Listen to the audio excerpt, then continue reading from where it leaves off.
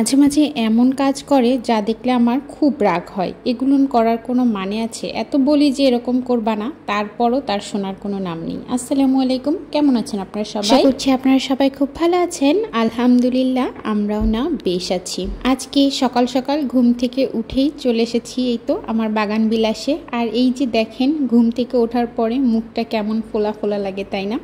তো মোটামুটি ঘুম থেকে উঠে ফ্রেশ হয়ে তারপরে এই যে চলে এসেছি হচ্ছে বাগানে। তো দেখলাম যে এই যে বেশ কিছু টমেটো হয়েছে। তো এই যে টমেটো ছেঁড়ার পরে তারপরে আমার মনে পড়লো যে আপনাদের সাথে তো শেয়ার করা হয়নি, কারণ আমার একদম যখন থেকে আমি গাছগুলো লাগিয়েছি তখন থেকেই কিন্তু আপনাদের সাথে শেয়ার করছি। আর এই যে এত সুন্দর টমেটো হয়েছে, মাশাল্লাহ। আপনারা কিন্তু মাশাল্লাহ বলতে কেউ ভুল করিয়েন না, সেটা আপনাদের সাথে শেয়ার করব না সেটা কি করে হয় বলেন তো? কিন্তু কি হয়েছে বলেন তো? এই যে দেখেন টমেটোগুলো কেমন যেন নিচে যে টমেটোগুলো থাকছে সেই টমেটোগুলো এরকম পোকা হয়ে যাচ্ছে। এই যে দেখেন কীরকম পোকা হয়ে গিয়েছে, এটা দেখার পর তো আমার খুবই খারাপ লাগছে। কেন এমন হচ্ছে একটু জানিয়েন তো। আপনাদের যদি কারো জানা থাকে তাহলে অবশ্যই প্লিজ আমাকে কমেন্ট করে জানায়েন। আর এই তো এদিক থেকে আমি হচ্ছে ওই যে আপনাদের ভাইয়াকে মোটামুটি সকালবেলা খাবার দাবার দিয়ে একদম হচ্ছে রেডি করে দিয়েছি। ও হচ্ছে চলে গিয়েছে বাজারে, আর বাজারে যাবে, একদম কিছু না খেয়ে যাবে। তো সকালবেলা উঠেই ওকে হচ্ছে একটা ডিম ভেজে দিয়েছিলাম আর একটু ভাত দিয়ে দিয়েছিলাম, সেটা খেয়েই মোটামুটি সে বাজারে চলে গিয়েছে। আর ওদিক থেকে জিসানও রয়েছে। তো জিসান, আয়াত ওরা সবাই এখনও ঘুমাচ্ছে, কেউ এখনও ঘুম থেকে ওঠেনি। আর এই তো এদিক থেকে আপনাদের ভাইয়া মোটামুটি বাজার নিয়ে চলে এসেছে। তো চলেন আমিও দেখি কি কি বাজার করেছে আর আপনাদের সাথেও শেয়ার করি কি কি বাজার নিয়ে এসেছে। বাজার গুছাতে, বাজার দেখাতে সব কিছুই কিন্তু আমার বেশ ভালো লাগে। জানি না আপনাদের কার কাছে কেমন লাগে, তবে আমার কিন্তু খুব ভালো লাগে। আর এই তো এদিক থেকে আমি হচ্ছে এক এক করে বাজারগুলো বের করে নিচ্ছি।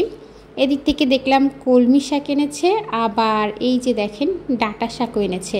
তো কলমি শাক আর ডাঁটা শাক দুইটা একসাথে আনার কী দরকার ছিল এটাই আমি বুঝি না। আমি এত বারণ করি যে এত শাক একবারে আনবে না, কারণ এত শাক যখন একবারে আনে তখন না অনেক প্রসেসিং করে রাখতে হয়। দেখা যায় একটু কুটে বেছে যদি রেখে দেই ফ্রিজে তাহলে বেশ ভালো থাকে, খাওয়া যায়। ওদিক থেকে ওই যে দেখেন পাট শাকও নিয়ে আসছে।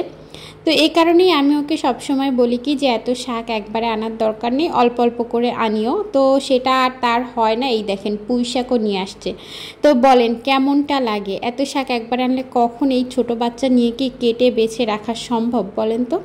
তো সে যাই হোক, এত করে বুঝায় বলি তারপর সে বোঝে না। কেন বোঝে না সেটা আমি জানি না। এদিক থেকে এই যে বেগুন নিয়ে এসেছে। তো বেগুনের কথা আমি তাকে বলে দিয়েছিলাম অনেক দিন ধরে, ওই যে বেগুনের চাক ভাজি খেতে মন যাচ্ছে। তো সে কারণেই বলেছিলাম যে একটু কালো কালো যে লম্বা বেগুনগুলো আছে সেইগুলো নিয়ে এসো। আর এই তো বাজার দেখাতে দেখাতেই আপনাদেরকে একটা পুরনো কথা স্মরণ করিয়ে দেই। আমার প্রিয় আপু ভাইয়ারা, আপনারা যারা আমার ভিডিওটি দেখছেন বা পরবর্তীতে দেখবেন, আপনারা প্লিজ একটা লাইক দিয়ে ভিডিওটি দেখা শুরু করবেন। আর হ্যাঁ, এই ধরনের ভিডিও, লাইফস্টাইল ভিডিও যদি ভালো লেগে থাকে তাহলে কিন্তু আমার চ্যানেলটার সাথেই থেকে যেতে পারেন খুব বেশি ভালোবেসে। আর এই তো এদিক থেকে দেখেন ভেন্ডি নিয়ে আসছে। ভেন্ডি ভাজি খেতে আমার খুব ভালো লাগে, শুধু আমার না, আপনাদের ভাইয়াও অনেক বেশি পছন্দ করে। ওদিক থেকে ওই যে ধুন্দল নিয়ে আসছে। আচ্ছা আপনারা এটা কারা কি বলেন বলেন তো একটু, মানে কি নামে বলেন আর কি? অনেকে অনেক ধরনের নামে ডাকে আর কি। অনেক জায়গায় শুনেছি নাকি মালঞ্চ বলে, মানে আমার শ্বশুরবাড়ির ওদিকেই আর কি মালঞ্চ বলে, তবে আমরা তো ধুন্দল বলেই চিনি।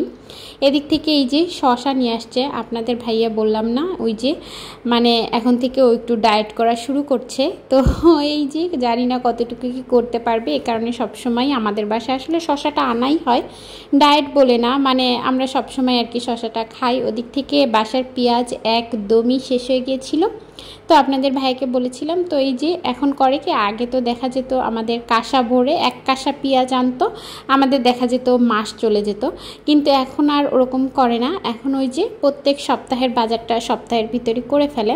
এদিক থেকে ছেলের জন্য হচ্ছে কর্নফ্লেক্স আনছিল, আর এই যে মেয়ের জন্য দই নিয়ে আসছিল। মোটামুটি এই সব বাজার সদাই আজকে করেছে, আর এই বাজার সদাই এইগুলো দিয়েই আমাকে এক সপ্তাহ চলতে হবে।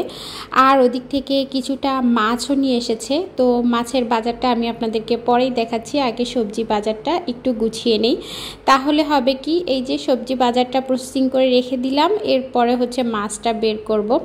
তো ওদিক থেকে এই তো আমার ফ্রিজে দেখেন আটতেছিল না, তারপরও মানে কোনো রকম কষ্ট ক্লাস করে আটকে দিলাম আর কি।